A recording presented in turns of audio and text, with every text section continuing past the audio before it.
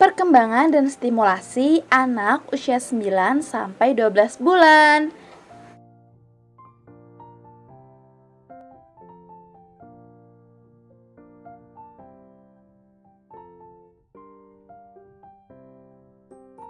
Apa saja ya yang dapat dilakukan oleh anak di usia 9 sampai 12 bulan? Yuk kita bahas. Anak di usia 9 sampai 12 bulan dapat berjalan dengan bantuan atau dituntun oleh orang tua. Atau kita juga bisa mengenalnya dengan ditatah. Tidak hanya berjalan, anak pun juga sudah mampu memegang pensil dengan kuat. Kemudian, anak pun juga sudah mulai mengoceh atau menirukan bunyi-bunyi yang dia dengar. Selain mengoceh, anak pun juga senang sekali melihat mainan-mainan yang menarik dan meraihnya. Selain melihat benda yang menarik, anak pun juga senang sekali bermain cilupba bersama dengan orang tuanya, kakak, atau paman dan bibinya. Selanjutnya, memasukkan benda ke dalam mulut. Nah, pada usia 9 sampai 12 bulan merupakan fase di mana anak sangat senang memasukkan benda-benda yang dipegangnya ke dalam mulut. Tidak hanya itu, anak juga mampu mengenali anggota keluarga dan takut pada orang yang belum ia kenal. Lalu, bagaimana ya jika anak belum bisa melakukannya? Ada 4 cara yang dapat dilakukan. Yang pertama, stimulasi gerak kasar. Yang kedua, stimulasi gerak halus. Yang ketiga, stimulasi bicara dan bahasa. Dan yang keempat, sosialisasi kemandirian. Yuk kita bahas satu-satu. Yang pertama ada stimulasi gerak kasar. Stimulasi gerak kasar merupakan kegiatan yang dapat dilakukan menggunakan otot-otot besar. Contohnya seperti duduk, berjalan, berlari, dan lain-lain. Kira-kira apa saja ya stimulasi gerak kasar yang dapat dilakukan pada anak usia 9-12 bulan? Yuk kita bahas. Yang pertama, ada melatih anak ke posisi berdiri. Di sini peran orang tua sangatlah besar.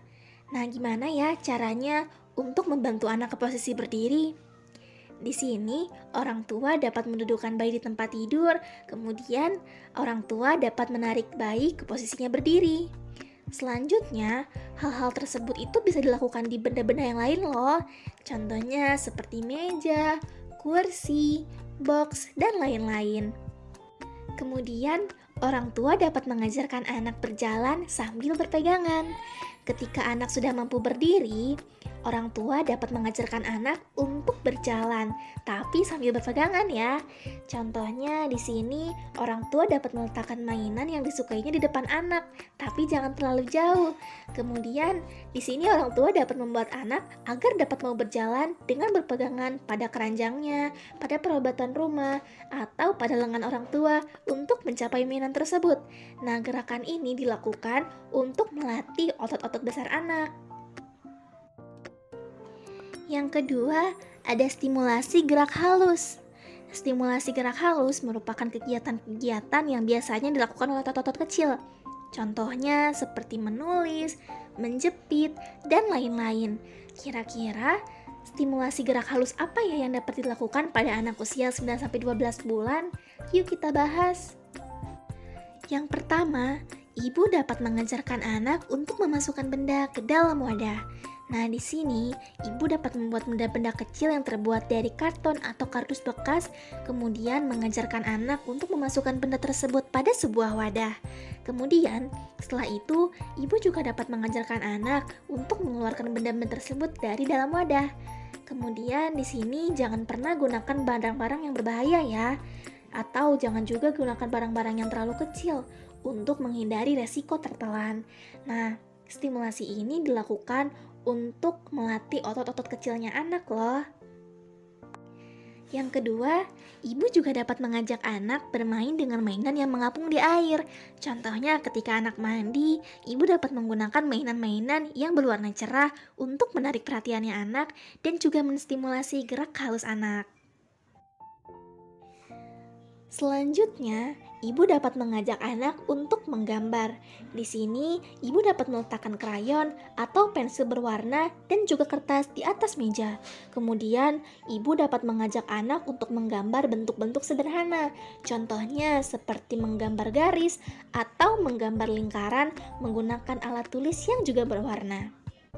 Selanjutnya, ibu dapat mengajak anak untuk bermain di dapur loh. Tapi, pastikan ya, pilih lokasi yang jauh dari kompor. Kemudian, biarkan anak untuk bermain dengan alat-alat dapur yang terbuat dari plastik. Contohnya seperti gelas plastik, mangkuk plastik, sendok plastik, ataupun tutup gelas plastik.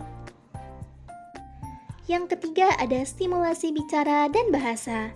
Stimulasi ini melibatkan respon terhadap suara dan juga bahasa. Kira-kira apa saja ya stimulasi bicara dan bahasa yang dapat dilakukan pada anak 9-12 bulan? Yuk kita bahas. Yang pertama, mengajak bayi menirukan kata-kata setiap hari.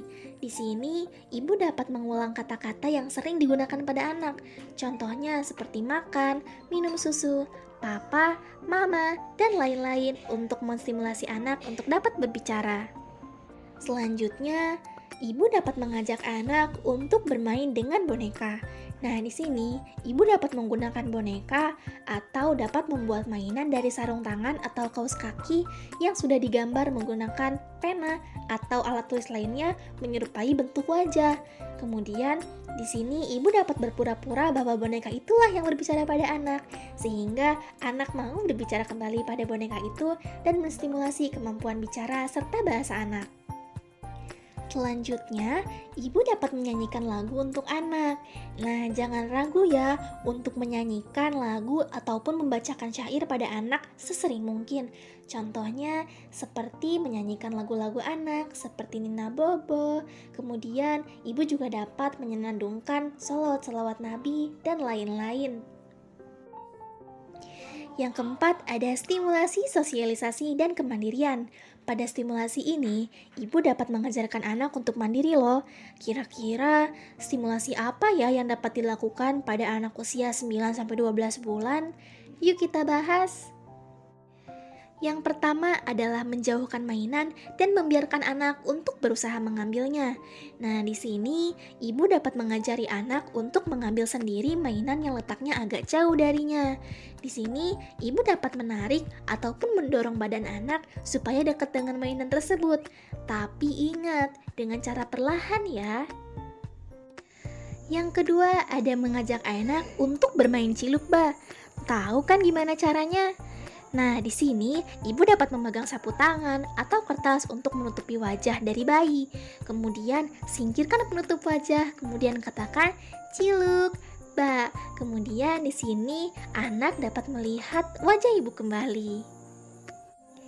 Yang terakhir, ibu dapat mengajarkan anak untuk melambaikan tangan dan berkata dadah. Nah, ibu dapat mengajak anak untuk bermain dengan orang lain dan ketika orang lain itu pergi, maka ajarkan anak untuk melambaikan tangan sambil berkata dadah dan bantu anak untuk membalas lambaian dari orang lain.